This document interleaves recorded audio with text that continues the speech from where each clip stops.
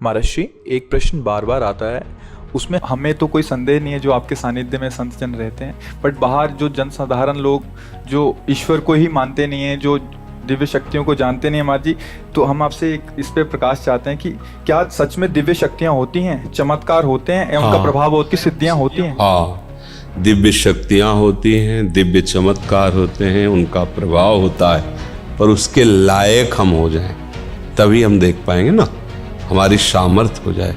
अभी क्या है कि हमारे पास जितनी आध्यात्मिक शक्ति होगी उतने ही हम दिव्यता को देख पाएंगे। जैसे अध्यात्म में उसकी स्थिति भगवत स्वरूप में तन्मय है, तो जितने बड़े महापुरुष हैं, प्रहलाद जी, नारद जी, अंगिरा जी, बड़े बड़े, वो महापुरुष उसके सामने आएंगे, बात करेंगे, वो उनसे बात करें, पर यही बात हो रही है, आप सुन थोड़ी पाओगे, क्योंकि आपकी श्रवणेंद्रिय पार्थिव विषय में लगी हुई, उसकी योग्यता नहीं आई है।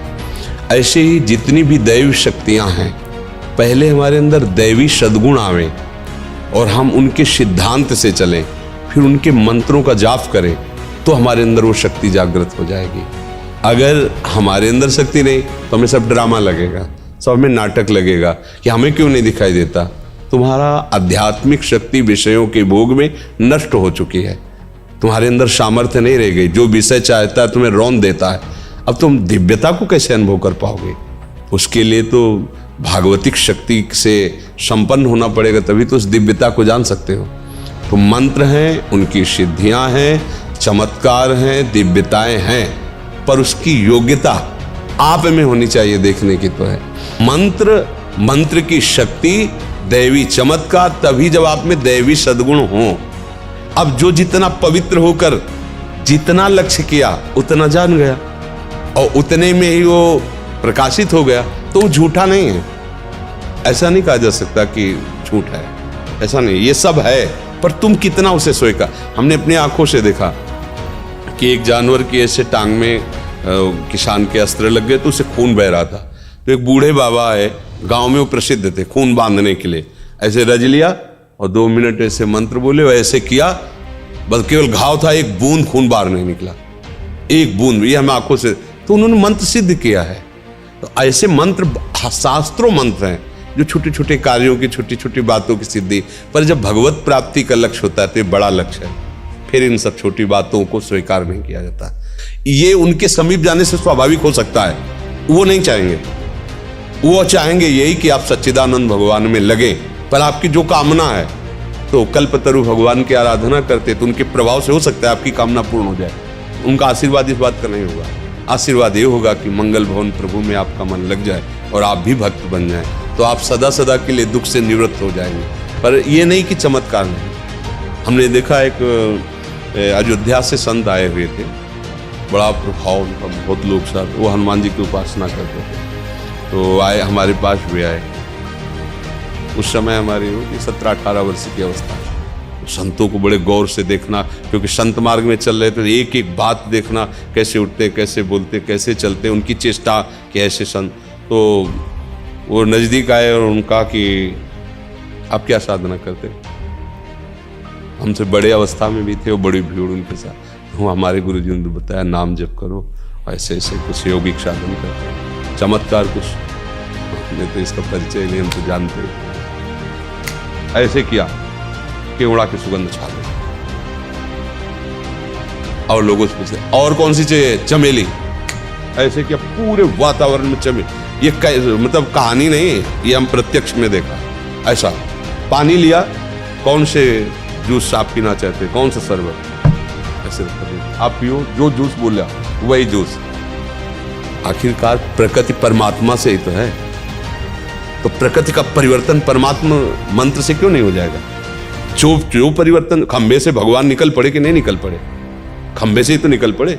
कुत्ते से भगवान को प्रकट किया नामदेव जी ने कि नहीं, तो उसे शरबत पानी को बना देना कौन सी बड़ी बात? क्योंकि भगवान सर्वरूप है, भगवान ही तो है सब रूपों में। उसने मंत्र के द्वारा आकांक्षा क्यों पानी शरबत बन गया, जैसे भगवान पानी बने हुए थे वही शरबत बन गए। पर यह खास बात नहीं है, हमारा मन प्रभावित नहीं हुआ।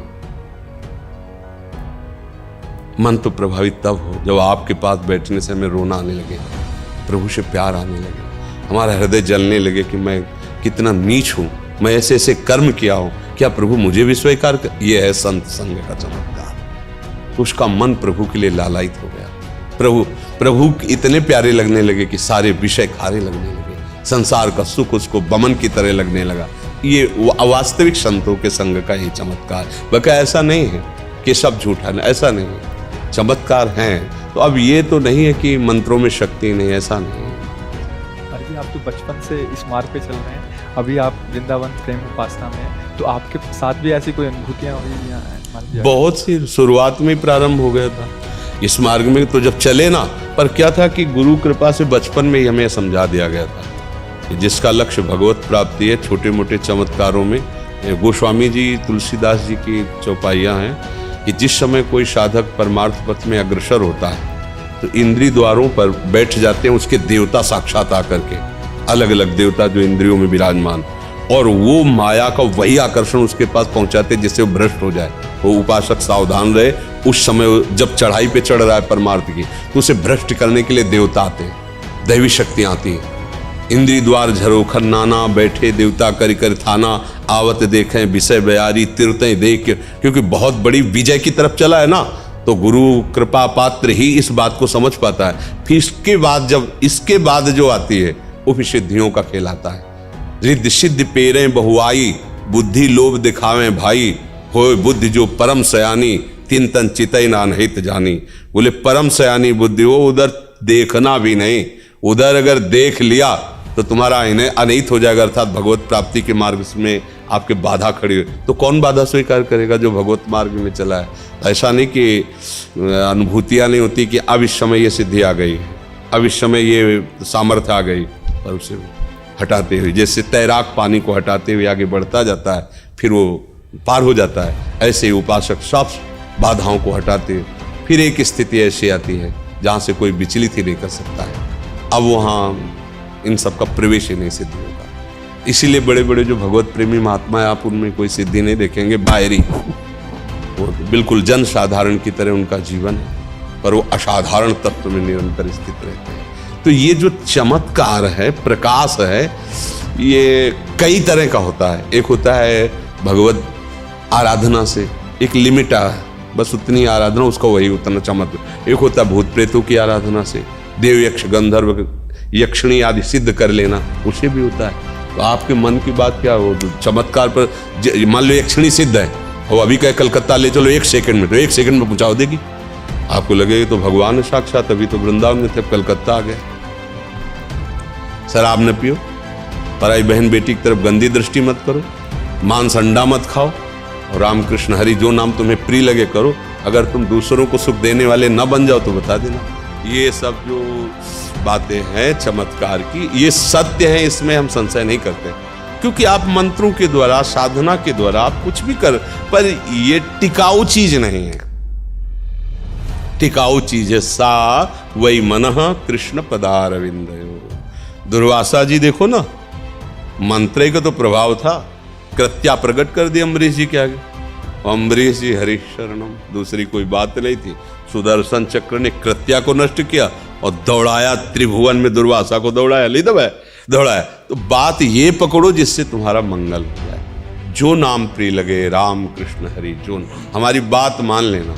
अगर हमारी बात मान गए तो फिर आपको समझ में आए, बात न मानी तो सब ये सब माया कर, जितना भी आप देख रहे हैं सब माया रचित है, सत्य कुछ नहीं है। सत्य है तो एक भगवान का नाम है।